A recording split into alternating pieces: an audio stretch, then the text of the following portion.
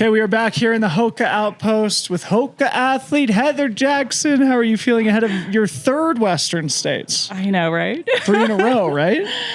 Yeah, third year here. So just excited to be back. Thanks for having me. Yeah, I have to say, I think you're maybe my favorite athlete in the world, Heather.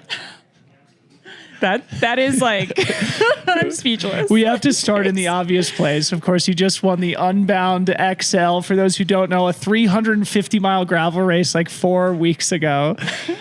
Tell me a little bit about that experience. 21 hours in the saddle at what you could call sort of like the Western States of gravel.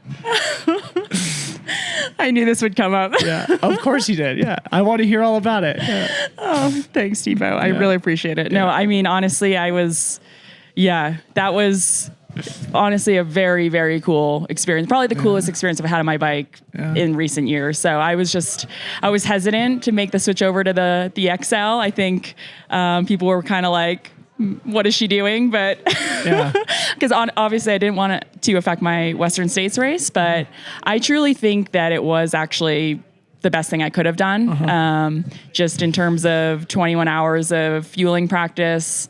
It was a different sort of effort. So to be fair, I'm coming from time trialing at a steady effort. And for me, that's a lot easier than kind of the surges and attacks of being in the 200 race. So I don't think I left it too thrashed muscularly or physically. It was more the lack of sleep for one night. I think for me, just coming out of that, I was like, okay, 21 hours, like hopefully 16 or 17 will feel short. Well, that I think is probably the big question mark, right? Because from what I gathered just from your posts, it feels like it got kind of grim at the end. You're like caked in dirt and blood. And I mean, for these 100-mile foot races, obviously you need that like deep reserve of strength and energy. Do you feel like you were able to regain some of that after Unbound? Yeah, I think so. I do. It took me 3 or 4 days to get over, I think, the sleep deprivation part of it and just feeling normal again. And then I was more cautious this year with my block. Last year I raced Unbound Saturday. I flew Sunday morning out here and I did 10 big days on the course. Really? And this year I just went home to Bend, recovered, was more cautious with the recovery and trained in Bend, give or takes for both, I think. But I think the main goal was get refreshed, get excited to race again, get like that, antsiness versus maybe possibly overdoing it. So So your third year in a row here, you had a disappointing DNF at El Dorado Canyon, I think it was, in 2023, and then bounced back with 7th last year. I think you have the 12th fastest time at the race ever. So, of course, last year was historically fast, and you were part of it. Reflect on your 2 experiences here and where you still feel there's room for improvement. Yeah, I think tough year. The first year, I think I came out and just went full send, way above my skill level, had a bad fall, injured myself, and then had to pull out. Last year came back and was the complete, I think, opposite mindset. I just wanted to get to that track. And it was not that I raced conservatively, but I wasn't out there like with a racing mindset. It was just do what you can to get to Auburn. And so I'm coming in this year hoping to mesh the two back to the full send, but not above my levels. But I obviously want to get back to that track, but I want to be in the race. I want to respond to race moves, be a little bit more cognizant of what's going on and like respond if I have like more in the race than just literally just caring about getting there.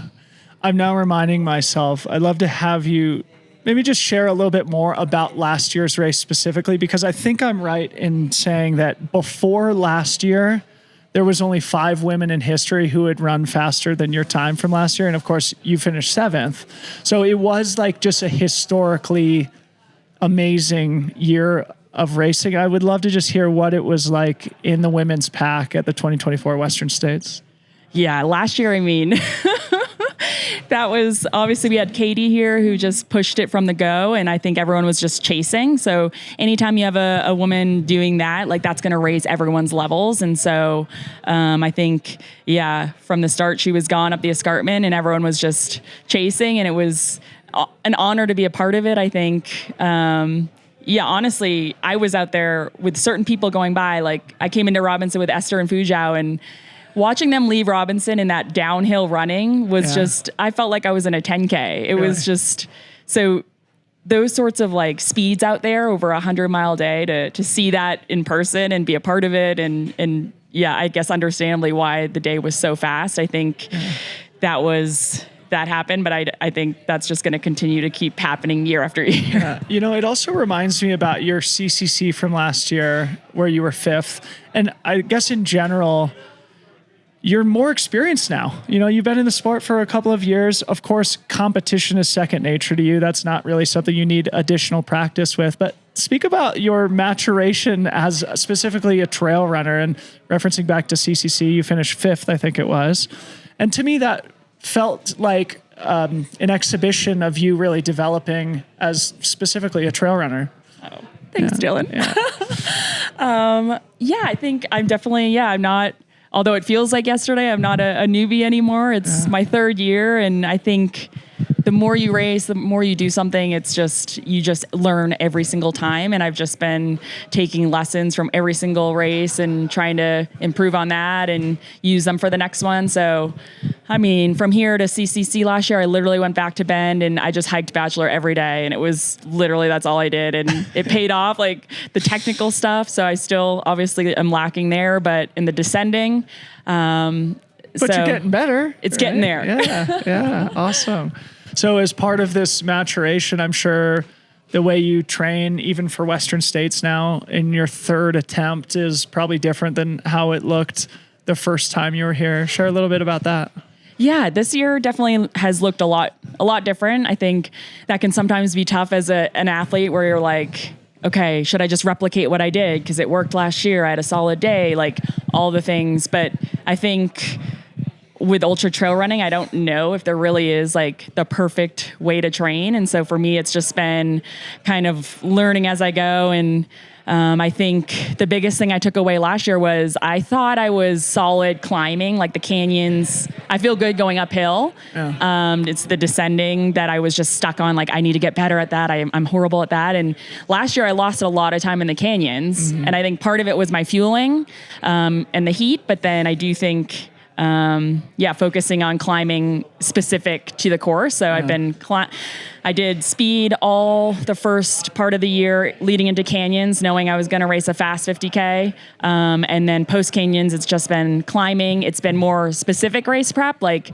every run wearing my pack actually and carrying like triple the weight. So it's like, I think last year I wore my pack like once before the race and was like full pack simulation, like good to go. But now this year I've been wearing it for months. It's like just being more specific with this race prep.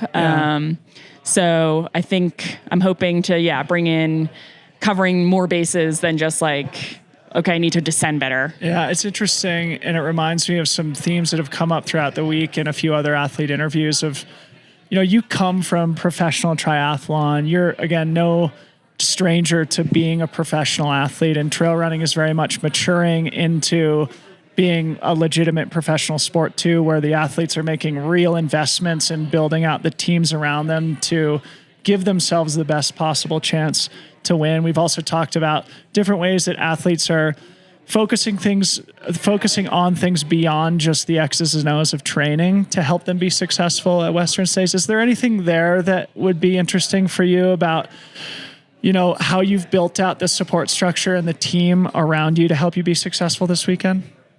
Yeah, I mean, it is interesting coming from triathlon and having had that kind of set up for years in terms of just,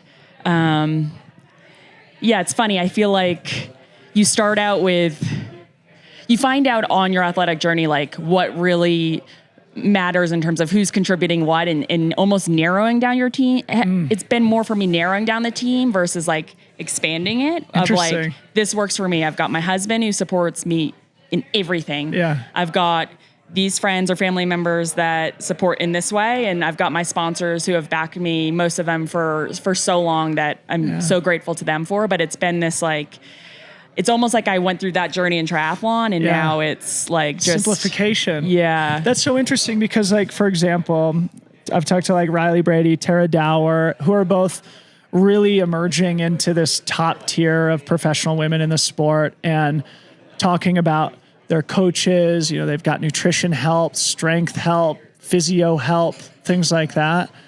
So it seems like for you, it's more about stripping some of that out and coming back to fundamentals. Is that accurate?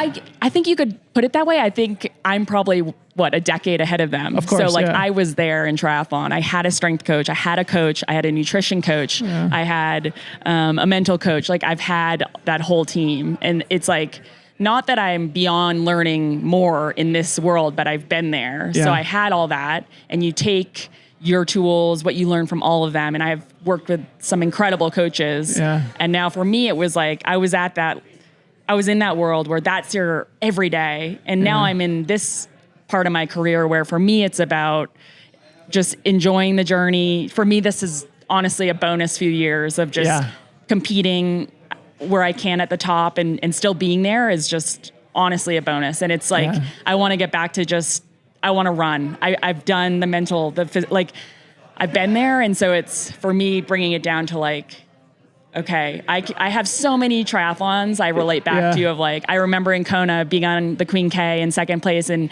Rinny's chasing me down with 3 miles to go. And it's like, can you hold on? Yeah. Like all these mental tricks of like being in those situations that I bring in here now. But I do have, what do I have on Riley and Tara, like 10 years of racing. So they're going through that now. And it's so cool to watch and see the people that are just developing, going through that and finding what works for them and finding their tricks and their ways to train that works for them. So yeah, and I can see it also being freeing to sort of let go of some of that stuff and just reconnect to the spirit of why you discovered the sport in the first place. That's very cool. Exactly. Cool. For me, trail running is like getting back to just loving sport. Like in triathlon, it was so high performance. So every second of every day I counted for. And now I'm back to like, I just love it because it is freeing. I get to go run on the trails and enjoy it. You feel that with you, Heather. And like, it feels to me at least that at the end of your triathlon career, you maybe had disconnected from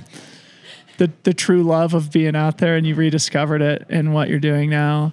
You just mentioned your husband, Waddy, and it makes me want to ask, because I think I recall you posting something about how you guys had sort of worked together to come to the conclusion that you were going to do the XL, or he gave you some encouragement to listen to an intuition that you were curious about taking on this new challenge. Is that right?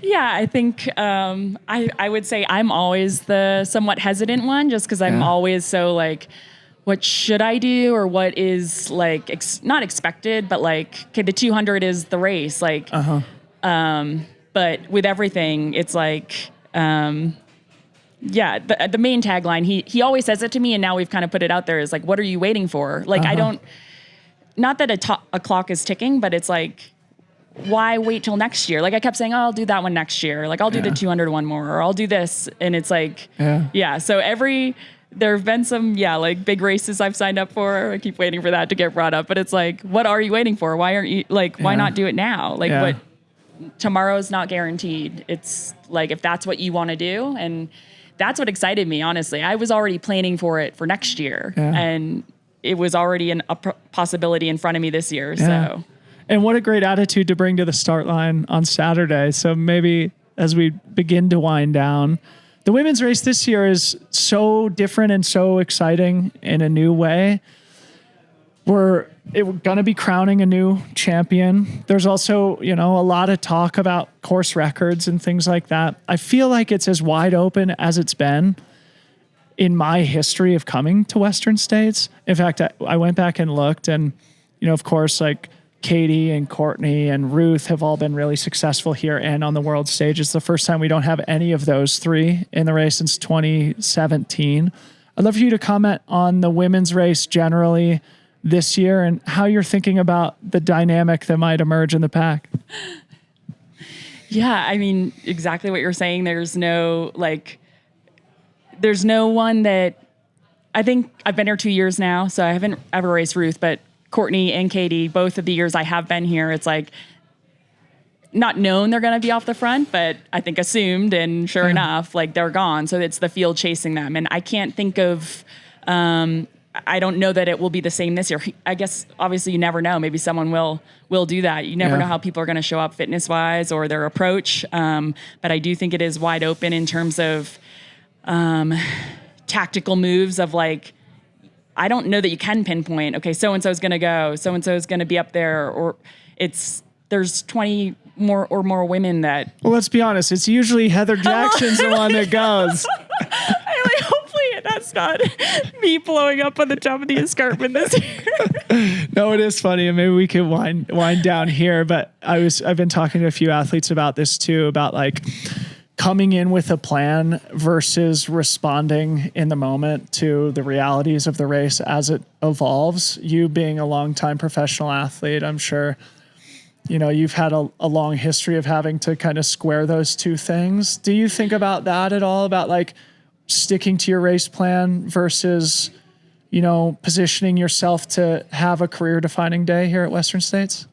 Yeah, I think, I'm definitely working through kind of the race plan in terms of like maybe I think I come in on the far side of that of like just fully responding to the race and maybe throwing my race plan out just because I'm caught up in racing, but then realize it's a 17-hour day, not just like a quick, like I need to be more within myself in terms of, knowing it is a long day, but I do think you still have to be up there, I believe. I think you still have to be within contact to a certain degree. Yeah. I think knowing now, being 3 years in, knowing my strengths and weaknesses. So I think for me, the first till Robinson is the toughest part of the day for me. Yeah. That part after the escarpment, like every year or the last 2 years, it's just been, so it's like staying within myself there, but still being up there and then knowing, okay, maybe I can make contact here. Or last year I was alone for 40 miles in those canyon section. And it was like,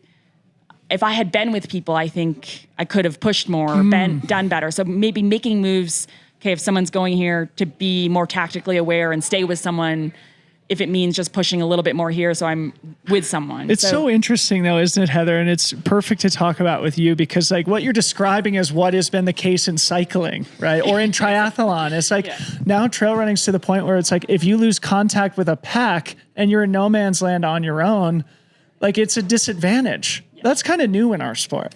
But it's something you've been dealing with your whole career. Yeah. If you aren't in that swim pack, you are. Yes. Yeah.